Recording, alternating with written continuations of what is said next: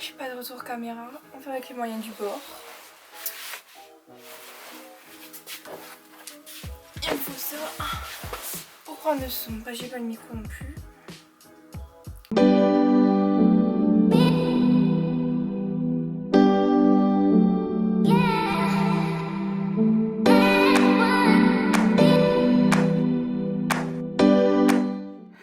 Salut tout le monde.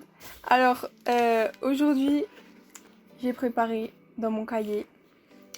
Pour la première vidéo, je vous propose qu'on parle du poids et de la nutrition parce que c'est à cause de ça que je commence ma chaîne.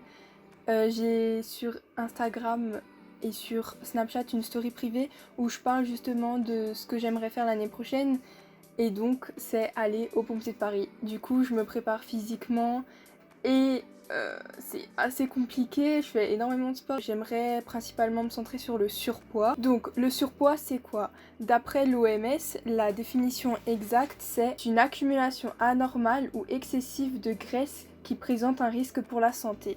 Donc en fait le surpoids c'est quand on a un peu plus de graisse que la normale sur le corps. Et donc ça peut former des petits bourrelets et parfois ça peut même aller jusqu'à l'obésité et c'est un peu plus grave pour la santé. Comment savoir qu'on est en surpoids? C'est aussi simple que ça, il suffit de calculer son IMC. Donc sur internet vous trouvez plein de sites qui vous calculent l'IMC où il faut simplement rentrer la taille et le poids.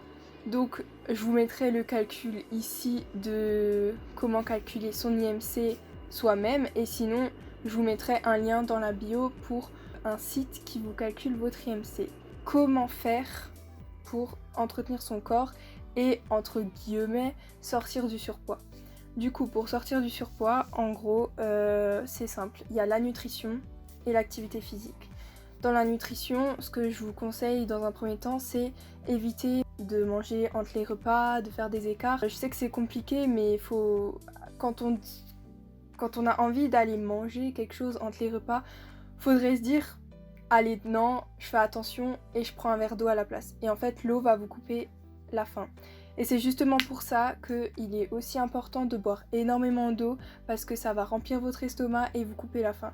Et en plus c'est ça qui va faire que vous pourrez transpirer pendant l'activité physique. Il est préférable de beaucoup manger le matin et d'éviter de manger énormément le soir. J'ai été suivie par un centre pour le poids et là-bas j'ai toujours appris que le soir il est important de ne pas manger de féculents parce que c'est le soir et vous allez vous coucher après, donc il n'y aura aucune activité physique pour justement mettre en action, je sais pas trop comment dire, mais mettre en action les féculents et toute la nourriture que vous aurez mangé le soir justement avant d'aller vous coucher. En ce qui concerne les écarts, moi je me dis c'est bien de faire des écarts parce que sinon on va être frustré et on sera tellement démotivé qu'on voudra plus du tout faire d'efforts, on va abandonner. Et je sais de quoi je parle en connaissance de cause, mais je vous conseille de faire peut-être 1 ou 2 écarts par semaine, peut-être commencer par 2 si vraiment vous êtes des gros mangeurs, mais sinon en faire un seul c'est déjà bien. Le réserver pour le week-end, comme ça si vous avez une fête de famille, un anniversaire ou quelque chose, là vous pourrez vous permettre de faire un écart. Pour tout ce qui est du pain, je vous conseille de manger du pain complet et non pas du pain blanc parce que le pain complet il y aura toutes les céréales, tout ce qui est bon pour le corps, alors que dans le pain blanc c'est de la farine blanche, c'est juste de la mie et de la croûte. En soi c'est bon mais le pain complet c'est meilleur. Il faudrait favoriser les fruits et les légumes parce que ça va vous apporter certaines vitamines qu'il n'y a pas dans les gâteaux au chocolat. Donc c'est vrai que à choisir entre manger un gâteau et un fruit, la balance, on sait direct où elle va. Du coup, manger un fruit au lieu d'un gâteau au chocolat. En ce qui concerne la réduction du sucre, moi je vous conseille de réduire dans votre café par exemple, ne pas mettre de sucre, enfin y aller doucement parce que je pense bien que ça doit être compliqué. Mais maintenant, une fois qu'on s'y habitue, c'est comme si vous aviez toujours bu du café sans sucre. Pour éviter aussi de manger gras, faudrait faire cuire par exemple du poulet au lieu de le faire cuire dans de l'huile dans la poêle. Et vous allez le faire cuire sec, genre à blanc, vous mettez rien dans votre poêle et vous le faites cuire comme ça. De un, ce sera meilleur pour votre santé et ce sera meilleur au goût aussi. Je sais de quoi je parle parce que j'ai fait que manger ça tous les soirs pendant... C'est excellent et c'est meilleur. Maintenant, je vais vous donner une autre astuce pour manger moins pendant vos repas. Alors le soir, c'est le moment où il faut le moins manger.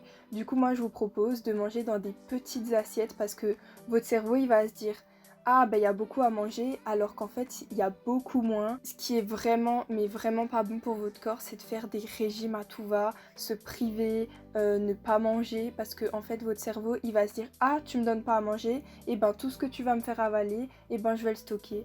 Du coup autant ne pas faire de régime, ne pas se priver. Ce qui est très important c'est de bien dormir et d'être reposé toute la journée. Si vous dormez 4 heures la nuit et que le matin vous vous réveillez, que vous allez en cours ou au travail et que le soir rebelote, vous vous endormez tard et vous redormez de nouveau que 5 heures, et ben votre corps il va être fatigué, il va pas avoir envie de faire son job correctement. Il est préférable d'être reposé pour avoir une meilleure vie et être même mieux dans son corps toute la journée. Maintenant on va passer à l'activité physique, donc ce à quoi je suis plus dans le mood actuellement parce que je vous avoue que je fais du sport mais je me dis bon bah je fais du sport mais du coup je mange n'importe quoi à côté. Du coup, concernant le sport, pour perdre la graisse, il faut favoriser le cardio. Il n'y a pas de secret, si vous voulez perdre du poids, il faut faire du sport. Je dis pas, il y a des personnes qui ont plus de facilité à perdre du poids sans faire de sport et juste en équilibrant leur alimentation. Personnellement, j'ai fait tous les cas de figure possibles et je sais que la seule chose dans mon cas qui m'aide, c'est de faire du sport en plus de faire attention à ce que je mange. Du coup, faites du sport quoi. Un petit footing, rien que 30 minutes à un rythme possible pour votre corps, ça suffira. Pour la fréquence, je vous conseille de faire 2-3 fois par semaine. Après, ça dépend aussi des disponibilités de chacun et de ce que vous faites à côté, mais il est préférable d'en faire 2 à 3 fois par semaine. Au fur et à mesure du temps, vous allez augmenter la difficulté et la fréquence. Moi, personnellement, je faisais une fois du sport par semaine et c'était le sport du lycée. Maintenant, j'en fais tous les jours, 5 fois par semaine. Le week-end, je me laisse du repos parce que c'est pas bien pour le corps non plus de faire trop de sport, mais j'en fais tous les jours, 40 minutes par jour, le matin à 8h30 dès que je me réveille. Comme ça, je suis d'attaque pour ma journée. C'est comme chacun le veut dans sa vie. On va pas se dire allez je vais faire du sport, je me force et en fait on n'a pas envie. Ça sert à rien parce que ça va nous dégoûter, on n'aura plus jamais envie de faire du sport. Donc moi j'ai des petites astuces. Si vous êtes entre guillemets débutant, que vous avez envie de vous mettre au sport et vraiment que vous savez pas comment faire parce que vous avez aucune motivation, je vous conseille d'aller voir sur internet, il y a des vidéos, des youtubeurs qui vous font des vidéos spécialement pour le sport. Là maintenant je pense à Thibaut InShape, JujuFitCat, Sissi Mua. J'ai aussi une autre solution, il y a une youtubeuse que je suis qui s'appelle MadFit, je vous mettrai sa chaîne en description, comme ça vous pourrez aller voir. Elle fait en fait des vidéos sportives sur une musique spécifique. Donc c'est vraiment cool parce que ça donne de l'entrain, ça donne la motivation vu qu'on est sur un rythme musical. Et souvent c'est des musiques qu'on connaît, des musiques du moment, donc c'est encore mieux. J'avais fait un calendrier, j'avais écrit les cases de chaque jour dans un mois et j'avais pris du vert, du brun et du rouge. Si j'avais rien mangé entre les repas pendant la journée, je coloriais la case en verte. Si j'avais mangé un petit peu entre les repas en brun, et si vraiment là j'ai explosé les calories mais comme jamais, là je colorais en rouge. Ce qui est bien c'est que c'est motivant parce que chaque jour on voit l'évolution, on voit que hier on n'a pas beaucoup mangé et qu'aujourd'hui on a tout explosé, mais du coup on saura que demain on fera un peu plus attention. Je trouve ça vraiment cool. C'est une idée que je vous propose aussi pour ici question de nutrition. Comment trouver son poids idéal. Donc trouver son poids idéal ça veut pas dire oui il y a des cases, on met chaque personne dans une case, la société a dit qu'il fallait faire ce poids donc c'est ce poids qui sera idéal. Non pas du tout. Le poids idéal c'est trouver le poids qui correspond à votre corps, notamment en fonction de votre taille parce que selon les tailles des personnes, votre poids idéal, donc un IMC dans la normale, ne sera pas le même d'une personne de 1m60 et d'une personne d'1m90. Voilà, c'est pas pareil. J'ai un calcul pour trouver son poids idéal en fonction de sa taille. Je sais pas du tout s'il y a des sites qui le calculent, mais le calcul il est assez facile donc on peut le trouver tout seul. On prend sa taille en mètres, donc par exemple moi je fais 1m63, donc je vais faire 1m63 au carré. Ensuite je multiplie ce résultat par 21,75. Pourquoi 21,75? C'est parce que l'IMC 21,75 c'est l'IMC dans la normale.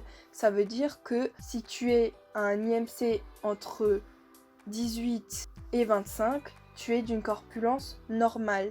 Si tu es entre 25 et 32, il me semble, tu es en IMC de surpoids, et au-dessus de 32 tu es en obésité et en dessous de 18 tu es en maigreur. C'est pour ça qu'on multiplie par 21,75. Souvent à cause de son poids on est mal dans sa peau. C'était mon cas, et je dis c'était parce que ça ne l'est plus.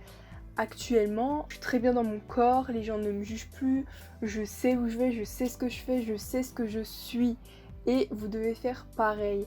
Du coup, j'ai des petits conseils, et le premier, c'est de toujours garder le sourire. Il faut toujours sourire, toujours rigoler, parce que c'est l'image qu'on renvoie. Avant d'avoir le sourire, la chose la plus importante, c'est de s'aimer soi-même.